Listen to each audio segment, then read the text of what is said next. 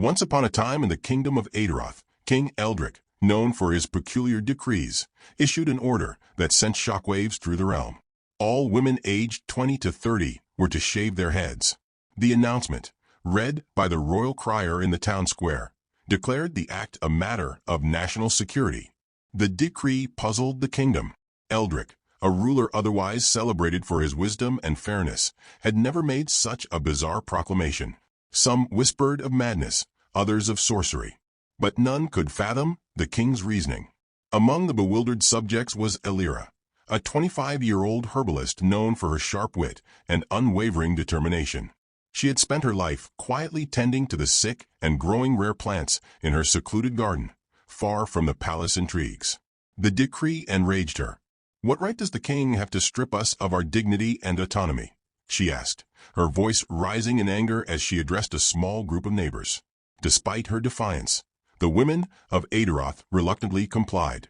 By the deadline, the streets were filled with women wearing scarves or proudly showing their shaved heads, their locks sacrificed to an unseen purpose.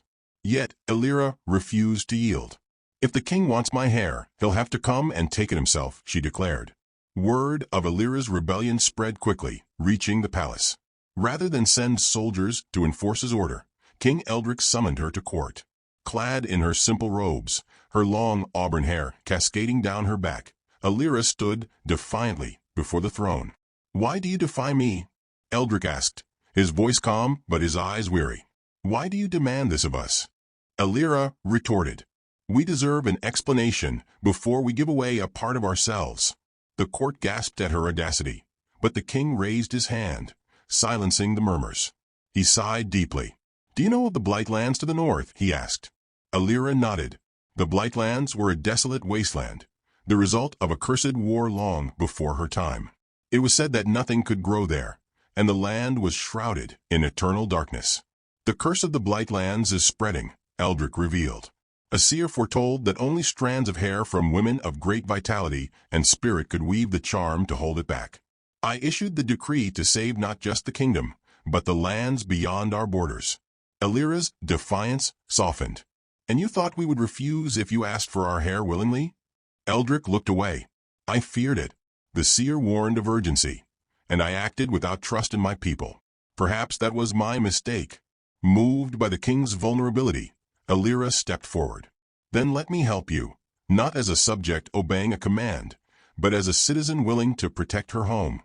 With that, she took a blade from a guard and, in the presence of the entire court, cut her own hair and shaved all her hair off. She stood up as the most beautiful bald girl in the realm proudly, wearing her smooth shaved head. Inspired by her courage, women from across the kingdom came forward, offering their locks for the magical charm. The woven strands, imbued with their collective strength and sacrifice, sealed the curse's advance, saving Aderoth and its neighboring lands. King Eldric, humbled by the experience, learned the value of trust and communication. From that day forward, he vowed never to rule through fear again. And Elira the bald beauty, now a hero, became an advisor to the throne, ensuring that the voices of the people were always heard.